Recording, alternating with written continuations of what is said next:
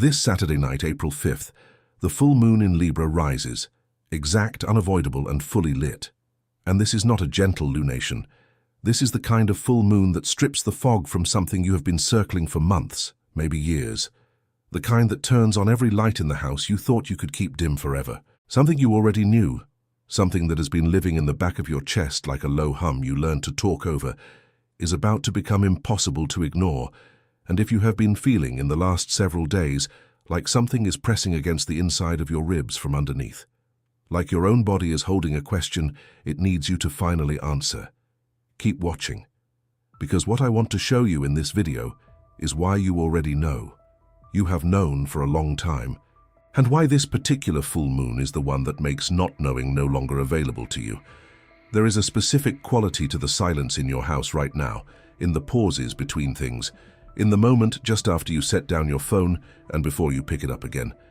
Something in that pause has been trying to get your attention, and you have been, not ignoring it exactly, more like managing it, keeping it at a volume you could live with. That changes this weekend. That is what a full moon in Libra does in early April of this year, with the configurations forming around it. It turns up the volume on what was already playing. It does not create the song. It just makes it impossible to pretend you do not hear it. There is something specific I will show you later in this video. A secondary alignment in this chart that explains why this particular full moon feels different from others you have lived through. Why the clarity that is arriving has a quality of permanence that most lunar moments do not. I will get to that. But first, I need to meet you where you actually are right now, because this week has had a particular texture. And I think you know exactly what I mean. Right now, across every time zone, tens of thousands of people are watching this. People who felt something pull them toward this video, who recognized something in the title before they could name what they recognized. You are not alone in what is moving through you this week. Not even close, that matters. What you are experiencing right now, that particular combination of clarity and discomfort, of knowing and not quite wanting to know, is a collective current. And you found your way here in the middle of it. If this is landing for you, leave a comment below. Type the words, "I am ready to see clearly," not because you are certain you are ready, but because you are watching this video, which means some part of you already made the decision. Let that part speak for you. And now let us go deeper. Because the full moon in Libra is one thing, but what surrounds it in this particular chart, on this particular weekend, is something else entirely.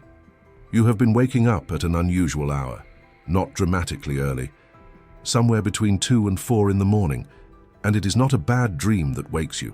It is nothing you can name, just a sudden alertness, like your nervous system received a message while you were sleeping, and your body sat up to read it. You lie there in the dark for 20 minutes, maybe 40, and thoughts arrive that do not feel random. They feel like thoughts that have been waiting for the quiet. Old things, specific things. A conversation from 8 months ago that you thought you had filed away. A decision you made 2 years ago that you told yourself was settled, but that seems to want to be revisited. A relationship, and you know which one, where you have been telling yourself a story that is starting to feel thin in places. And in the daytime, you are fine. Mostly functional. Moving through your responsibilities with the competence you have spent decades building. But there is a translucence to things that is new, as though the surfaces of ordinary moments have become slightly see-through, and underneath them something else is visible. Your patience, which has always been real, feels slightly thinner, not in an angry way, more like a kind of transparency. You can see through your own performance of patience to what is actually happening beneath it. That is new. And it is slightly uncomfortable. There is a quality of watching yourself from a slight remove, as though you are both the person moving through the day and the person noticing the person moving through the day. Both present and observing presence, both inside the moment and slightly above it. If you have been feeling subtly dissociated, not in any alarming way, just slightly untethered from the usual texture of your daily life, that is what that is. The full moon is beginning its approach, and your awareness is expanding faster than your comfort zone has adjusted. Food has felt different. Your appetite has either pulled back or become more urgent, depending on the day, and the things you are craving are not quite what you normally want, as though your body is running a different program and sending different orders. Your jaw has been carrying tension you did not put there consciously. Your neck and shoulders have been holding something, a low-grade tightening that has been present for days, that you notice and release and find tight again an hour later. When you finally sit still at the end of a day, there is a moment, just before sleep, when everything you managed with such competence during the day suddenly feels very heavy. Not impossible, just heavier than you would like. The day's demands do not leave when you set them down. They settle into your body and wait. Your dreams, when you have them, have been vivid with people from your past, not nightmares, more like visits. As though your sleeping mind is conducting a review, pulling up old files and looking at them with new eyes. You wake from these dreams with an emotional residue that is hard to shake. Sometimes it is grief. Sometimes it is a strangely specific longing, not for a person necessarily, but for a version of yourself that got set aside somewhere along the way. A self that knew something your current self has been working very hard to talk yourself out of. You wake, and the feeling takes an hour to dissolve. Sometimes it does not dissolve at all. Sometimes it just walks with you into the day. You carry it through your morning routine, through your first conversations, through the ordinary business of being a person, and somewhere around noon it finally lifts. But you find yourself thinking about the dream again in the afternoon, turning it over, wondering what it was trying to show you. In your conversations, you have noticed a new kind of fatigue. Not social fatigue exactly, more a fatigue with the versions of conversations you have been having for years. The ones where you perform certainty you do not entirely feel. The ones where you describe your situation in terms that are accurate but not quite complete. Accurate in the facts, but missing something essential about how it actually feels to be living inside it. You have been getting more tired more quickly of hearing yourself say things that are almost true. Your tolerance for your own approximations has dropped. In the middle of a sentence you have said dozens of times before about how you feel about something, about how a situation is going, about what you want. You have been catching yourself with a slightly strange sensation, like hearing a recording of your own voice and finding it unfamiliar. Like the words are rehearsed, like there is a truer version underneath them that you are routing around. That is not a symptom of something going wrong. That is a symptom of the full moon already working on you. Your own inner voice is getting louder, and the rehearsed version is getting harder to pass off as the real one. There is also something happening in your sense of time, the future, which has always functioned as a kind of anchor. The plans, the goals, the things you were moving toward, has become slightly blurry. Not absent, not frightening, just less solid than usual, and in its place, the present moment has become strangely large.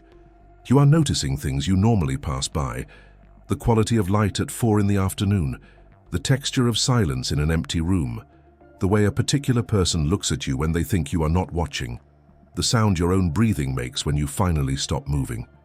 You are more here than you have been in a while, more inside your own life, rather than just executing it. The full moon is pulling you into the present moment, because the present moment is where the clarity lives. Your future needs you to be honest about your present first, and your nervous system knows it, and here is the thing that ties all of these experiences together. The sleepless hours, the physical tension, the vivid dreams, the fatigue with your own approximations, the blurring future, the expanded present. These are not 5 separate symptoms. They are 5 expressions of the same single shift. Something in you is done waiting for permission to know what it knows. The full moon does not create this clarity. It does not manufacture the knowing. It only removes the last of the conditions under which you could remain comfortable with not quite looking. Whatever you have been managing your distance from, whatever you have been keeping at a livable volume, is stepping forward this weekend. And what makes it particularly significant, particularly charged, is the configuration forming around this full moon that I mentioned at the start. Let me explain it now. This full moon is in Libra at 15 degrees, reaching its exact opposition to the Sun in Aries in the early hours of April 5th. And here is what you need to understand about Libra. Not the textbook version, not the symbol on a chart, but what Libra actually is in the interior life of a human being. Libra is the place in you that has always understood that everything comes with a counterweight. Every yes contains a no it was chosen over. Every relationship requires the management of two separate truths, yours and the other person's. And most of the time, when you are Libra trained, when this part of you has been running the show for decades, you are very good at making sure the other person's truth takes up most of the room. You have told yourself this is generosity, and it is, partly, but only partly. The other part is something older and less noble. It is the calculation that your wants are more likely to cause disruption than theirs are, and disruption is the thing you have spent your life learning to prevent. The full moon illuminates what is opposite it, what it has been pulling against. And what it has been pulling against is the sun in Aries. Aries is the place in you that does not negotiate. Aries is the voice that says, "This is what I want. This is what is true for me. This is the direction I would go if I were going for myself." Aries is not cruel and it is not selfish, but it is singular. It speaks without checking whether the room is ready to hear it. And for many of you watching this, particularly those of you who have spent decades developing sophisticated skills for anticipating other people's needs, for smoothing over conflict before it even forms, for finding the version of the truth that everyone in the room can live with, the Aries voice is the one you have been most consistently overruling. Not silencing entirely. You never silenced it, but routing it through the filter of the room, adjusting its volume to something manageable before letting it speak. This full moon in Libra is lit by the sun in Aries. That means the light you are seeing by this weekend is the light of your own unedited truth. The clarity that is surfacing is not new information. It is old information you finally have enough light to see clearly. And now the secondary alignment I mentioned at the start, the one that makes this full moon different from others. Mercury, the planet of the mind, of communication, of how thought becomes language, is also moving through Aries this weekend. In these same degrees, direct, clear, and in Aries, slightly blunt. Mercury in Aries does not soften its sentences. It does not buffer. It does not run its first thought through the filter of how the room will receive it. And when Mercury aligns with the full moon axis, which it does this weekend, what arrives in your mind has the quality of unmediated knowing. The original version. The thought before it was translated into something more manageable. If there has been a thing you have been allowing yourself to half know, routing around the full version of the knowledge before it could fully form, this weekend Mercury's placement cuts the routing function. The full version arrives, clear, direct, without the usual diplomatic softening, and the recognition that comes with it. The moment when you think, oh, that is actually what I think, that is what I have always known, that is the specific gift this full moon carries. Think of it like this. Think of a window that has accumulated years of very fine dust, not enough to obscure the view dramatically, just enough to soften it, to make things slightly hazy, to allow you to tell yourself you are seeing clearly when you are actually seeing through a layer of what you have decided to see. The full moon is a pressure washer. It is not gentle. But what is on the other side of the glass has been there all along. You did not misread the landscape. You just had a slightly filtered view of it. This weekend, the filter is coming off, and the image I want you to hold, the image that runs through everything we cover today, is this. The moment just before dawn, when the sky goes from black to that particular shade of deep blue. Not light yet, not day, but the darkness has a different quality now. You can begin to make out the shapes of things you could not see an hour ago. The trees, the edge of the building, the shape of the road. You are not sure yet of every detail, but you can feel with complete certainty that something has shifted in the quality of available light, that the visibility of things that were hidden is increasing. That is where you are standing. That is the precise liminal place this full moon is asking you to hold, not all the way into the light, but past the point where you can claim you cannot see. What is breaking open first is the place where you have been performing certainty, not lying exactly, performing. There is a distinction that matters enormously to a person who values their own honesty as you do. Lying requires knowing the truth and choosing to say something else. Performing certainty is something quieter and more sophisticated. It is the process of finding the version of what you believe that you are most comfortable believing, and then inhabiting that version so fully that it begins to feel like knowledge rather than choice. It becomes the story you tell when someone asks. It becomes the way you frame the situation in your own mind when you need to move through the day. It is not dishonest exactly, but it is selective. It is curated.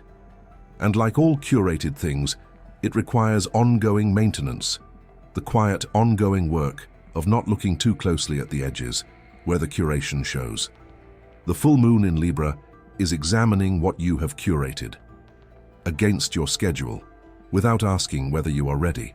And what is breaking open first is the working position, the settled conclusion, the story that organizes a significant area of your life that you drew from evidence a long time ago and have been living inside of since. A relationship, a professional arrangement, a story about what you are capable of or what you deserve, or what you are allowed to ask for. It felt accurate when you formed it, and you have been living inside it long enough that you stopped noticing it was a conclusion at all. It started feeling like reality. This weekend, the conclusion and the reality are separating again, and in the space between them, the clarity lives. What is surfacing from beneath that conclusion is an earlier version of what you knew, before the compromise, before the adaptation, before you got good at working with what was available rather than insisting on what was true. Something from before your sophistication. And I want to be precise here because I am not talking about naivety. I'm not talking about something you should have left behind. I'm talking about something genuine that you had before you got very skilled at managing. The thing you knew when you first encountered the situation, before you talked yourself through it into something livable, before you decided that the version of it you could accept was close enough to the version you actually wanted. That original knowing has been waiting. It is patient. It knew you needed time. It knew you needed to live through the chapters between then and now, accumulate the years, gather the perspective that only life can give you. But it has been holding the unrevised draft for you all this time. And this full moon weekend, it is rising, coming up to the surface where you can finally look at it in full light, with all the experience and the hard-won wisdom of the life you have actually lived. For some of you, what is surfacing has to do with a relationship. And I need to speak about this with care, because I'm not drawing conclusions for you. I'm not telling you what to do with what you see. I am telling you what you are likely to be seeing clearly this weekend, possibly for the first time in a very long while. There is a relationship in your life.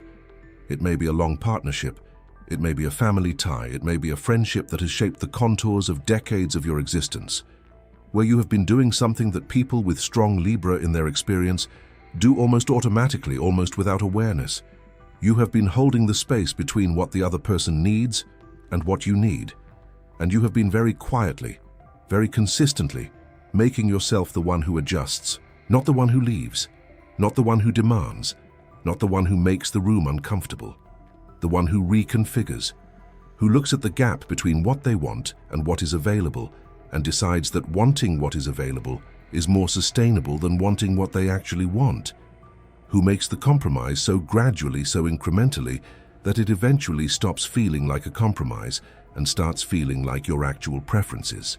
You have been so good at this that you may have genuinely lost track of what your unedited preferences are. The full moon is going to show you where this process has been operating, not to break what is there, not to destabilize something that has its own genuine value, but to let you see it. To let you ask the question, not out loud, not yet, not necessarily to anyone but yourself, what would this look like if I stopped adjusting?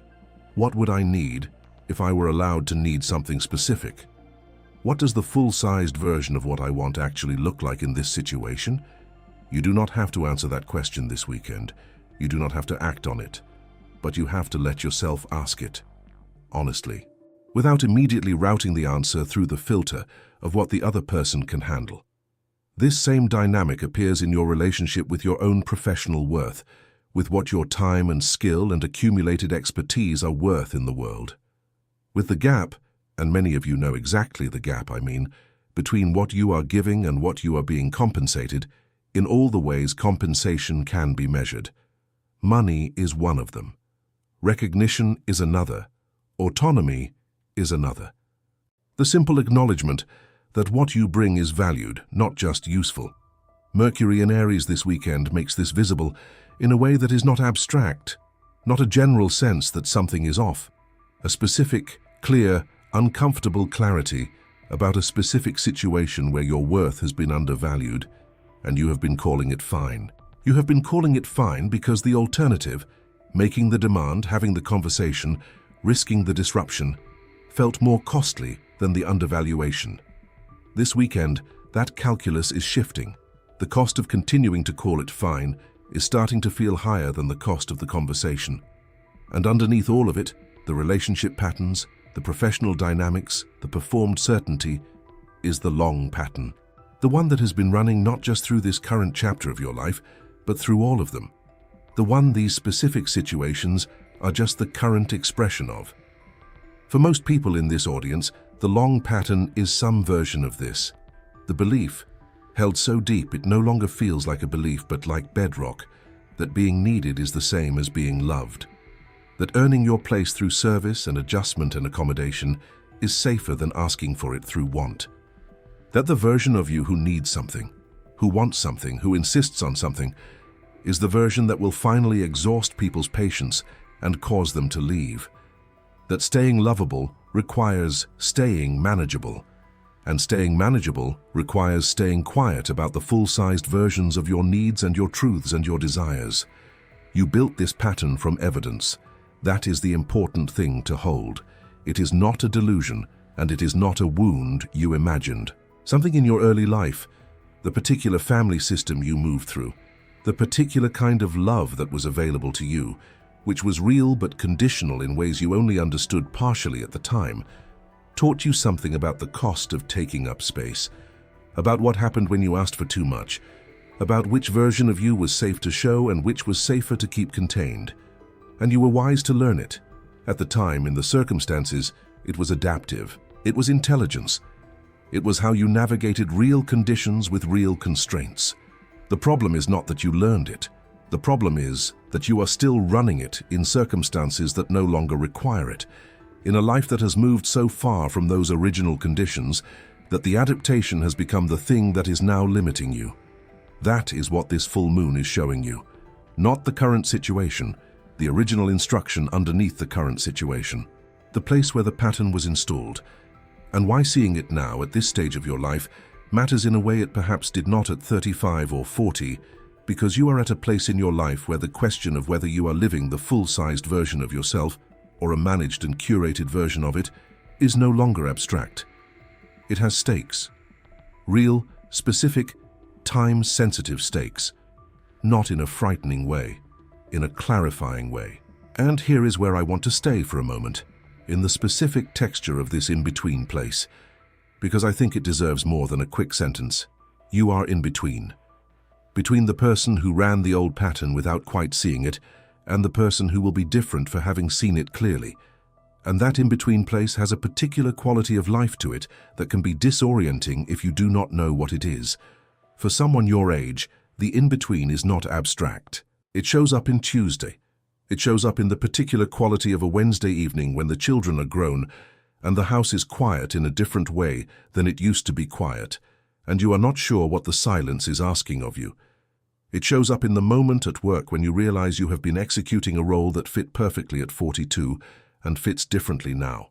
Not badly, not wrongly, but differently, as though the costume was made for a slightly earlier version of your body. It shows up in long relationships that have real love in them, real history, real mutual survival, and also a quality of settling that you are becoming less willing to call contentment. The in-between is where you are neither who you were before you started seeing clearly, nor who you will be once the seeing has had time to change you. It is Tuesday. It is the morning after a night where you lay awake with thoughts that felt like reckoning. It is the conversation you did not have yesterday, and are not sure whether to have tomorrow. I want you to know that this is not a crisis.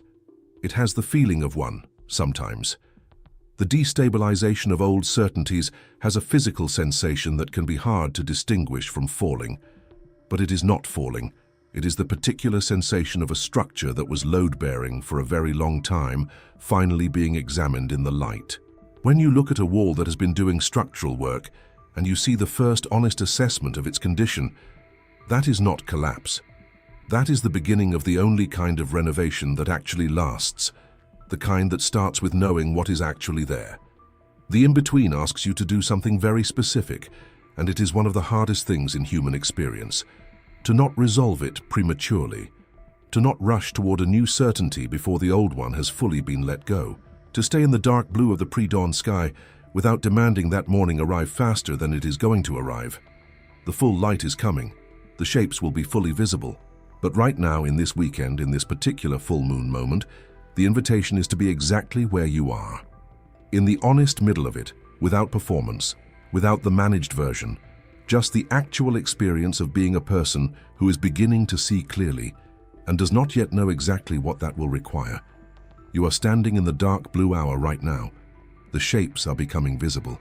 And you have the specific sensation, the one that is both uncomfortable and quietly right, that one of the shapes you are making out is a shape that you put there.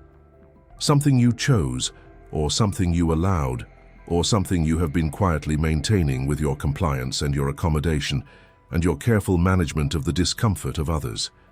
Seeing it clearly does not mean you know yet what to do about it. You are not required to have a plan this weekend. Clarity is not an obligation. It is an opening. The chance to know yourself a little more truly, a little more honestly, a little more completely than you did before this full moon rose and turned on its particular and specific and unavoidable light. The first practice this full moon asks of you is not a meditation and not a ritual. It is something simpler and more demanding than either of those. It is sitting with what you know in your body without immediately doing anything with it. This is going to go against every instinct in you that has been trained toward management, toward resolution, toward rooting clarity into action before it can make you too uncomfortable. When honest knowing arrives, the reflex is to immediately translate it into a decision, into a plan, into a reason why it is not quite as clear as it first appeared, into a consideration for the other person that softens the clarity before it can fully land. Both of those moves, the rush toward action and the rush toward complication, are ways of not quite letting the clarity be as clear as it actually is. What this full moon asks is that you let it land, fully, without management. Set aside 20 minutes on the evening of April 4th or April 5th as the moon reaches fullness, and sit with one question, not what should I do about this? That question comes later, in its own time, with its own deliberateness. The question for right now for these 20 minutes is simply, what do I know that I have not let myself fully know? What is the version of this situation that I have been living with? And underneath it, what is the version I have been routing around? Let it be as large as it actually is. Let it be as specific as it actually is. Let it be as old as it actually is. Because for most people this weekend, what surfaces is not a new problem. It is an old one, seen freshly. Let the oldness of it be part of what you allow yourself to recognize. The resistance will be immediate. It will be sophisticated. It will arrive wearing the face of responsibility and practicality and consideration for others. All of those things are real. They all deserve to be taken seriously at the right moment. But for these 20 minutes, they are not the point. For these 20 minutes, you are just being with what is true. Before you do anything about it, before you figure out what it costs, before you consult anyone else's needs, just the truth in your body in the quiet. The second practice is a letter you will not send. This works directly with Mercury in Aries, the unfiltered, direct quality of mind that is active this weekend, the Mercury that says the first version of the thought rather than the translated version. Write a letter to someone or something from whom you have been withholding your actual words, not the diplomatic version. Not the version that has been run through the filter of how they will receive it, how it will affect them, what it might disrupt. The original version. The thing you would say if you were not required to manage the landing. Write it in whatever length it takes. It might be 3 paragraphs, it might be 8 pages. Write until you can feel the thing you have been carrying actually move through you, through your body, through your hands, onto the page, rather than just circulating in the closed system of your private mind. Write until the carrying is done. until the weight of it has moved from inside you to outside you, from interior pressure to actual words on an actual surface. Then put it away. You do not need to send it. You are not making a decision this weekend. You are making a clearing. The act of writing the full-sized words, the ones you have been paraphrasing for months or years, does something in the nervous system that thinking about them never quite accomplishes. The body holds unexpressed truth as tension, as the tight jaw, the held shoulders, the chest that presses from the inside. When the truth is given language, real language, not the curated version, something releases. Something that has been contracted around the unexpressed thing can finally open. You will notice after writing it that you feel not just relieved but slightly more real, slightly more yourself, like you took a breath you have not been able to take for a while. The third practice is the one that speaks directly to the dimension of worth this full moon illuminates so specifically, and I want to be concrete about this, because this practice requires a concreteness that the others do not. Before this week closes, name one place, not a category, not a theme, one specific instance, where you are giving more than you are receiving and calling it acceptable. One arrangement, one relationship, one role, one agreement, where the exchange is out of balance and you are the one absorbing the difference. You know the one. It came to mind as I started describing it, and you redirected yourself. Go back to the one that came to mind first. You do not have to change it yet. You do not have to have the conversation, give the notice, make the demand, take the action. Not this weekend. That is not what this practice is asking. What it is asking is this: stop not naming it to yourself.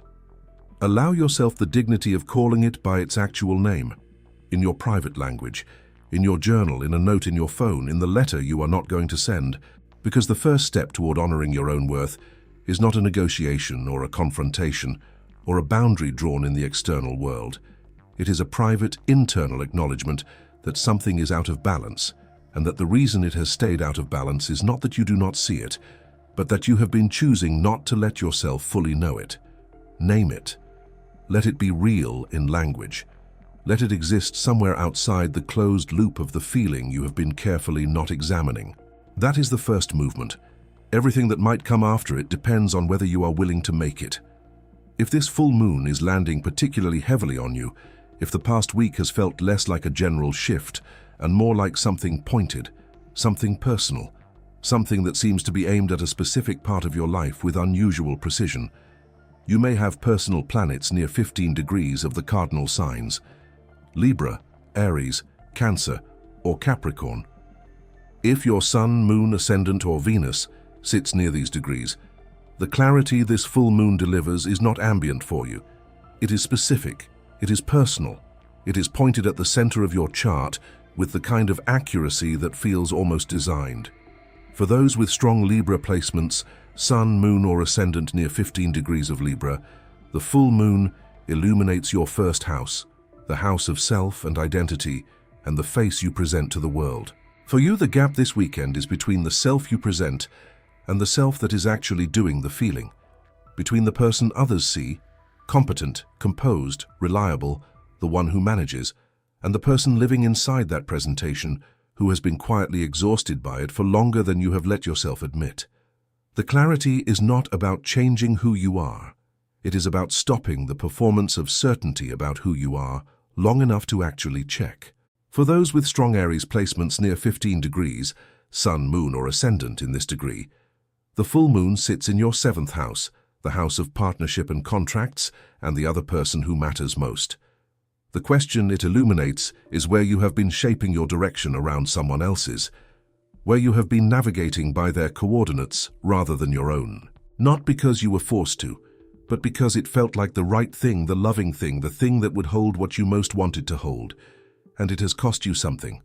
The full moon is making that cost visible, not to make you leave, to make you honest. For those with Cancer or Capricorn placements near these degrees, the moon activates the axis of private life and public life, of who you are in the silence of your own home, and who you perform in the world where you must be professional, reliable, effective. Something in that gap between the private truth and the public performance is ready to be reduced this weekend. something that has been requiring too much of the energy you need for actual living. You came here because something in you recognized this. Not the title, something older than the title. Not the transit, something older than astrology. The part of you that has been holding the unrevised draft, the original version, the knowing before the compromise, sent you here because it is ready. Not ready to have all the answers. Not ready to blow up everything that has been carefully constructed. Ready to stop pretending the question does not exist. Ready to let the pre-dawn light be what it is and begin to make out the shapes. You have been doing this particular kind of work, staying in the room with yourself, with your actual experience, past the point where it is comfortable, past the point where the easier version is available, for a long time. Longer than most people around you. While everyone else gets busy and distracted and fills the silence with noise and tasks and the maintenance of surfaces, you have been willing to go inward. You have been paying attention. You have been asking in one form or another across the decades, what is actually true here? What is actually happening? What do I actually feel underneath what I am performing? That is not a small thing. At this stage of life, after everything you have navigated and survived and built and lost and rebuilt, choosing to continue the interior work, choosing not to coast on the certainty of a settled story, choosing to keep looking even when looking is uncomfortable, is a specific kind of courage that does not get named enough. I am naming it now. The dark blue before dawn is still around you. The shapes are visible, the ones you put there, and the ones that arrived without your choosing them. The old patterns and the current expressions of them, and the knowing underneath both that has been waiting for enough light to be finally, fully seen. You are not required to do anything with what you see right now. Not required to act, not required to decide, not required to dismantle anything before you are ready. Clarity is not an obligation. It is an offer, an opening, the chance to know yourself a little more truly and a little more completely than you did before this full moon rose. But I want to leave you with one thing. One specific truth about what you are capable of, not because I am certain of your circumstances, not because I know the particular thing this full moon is illuminating for you specifically, but because it is consistent across every person who sits where you are sitting right now, who has stayed for 40 minutes, who has let this in. You are not afraid of what is true. You may have been managing your distance from the full version of it, carefully, skillfully, with very good reasons and very real competing considerations. But underneath the management, there is a part of you that has always known that truth. Even the difficult kind, even the kind that requires something of you, is something you can meet, more than meet. That it is actually the only thing solid enough to build anything real on. The lighter version, the curated version, the almost true version of your own life, easier. Yes, but emptier. And you are past the age when emptier feels acceptable. Leave a comment below if this reached you today. Type the words, "I see clearly now," not as a promise of what you will do next, as a simple acknowledgement of where you have arrived. You see clearly now. That is enough. That is, in fact, everything. Thank you for being here, for the particular courage it takes to keep looking inward, at this age after this much living. The full moon in Libra does not ask you to be braver than you are. It asks you only to stop being less honest than you already know how to be. The shapes in the pre-dawn dark are visible now. The sky is the color of deep blue before light. What you see is real. What you know is yours. That is enough for today.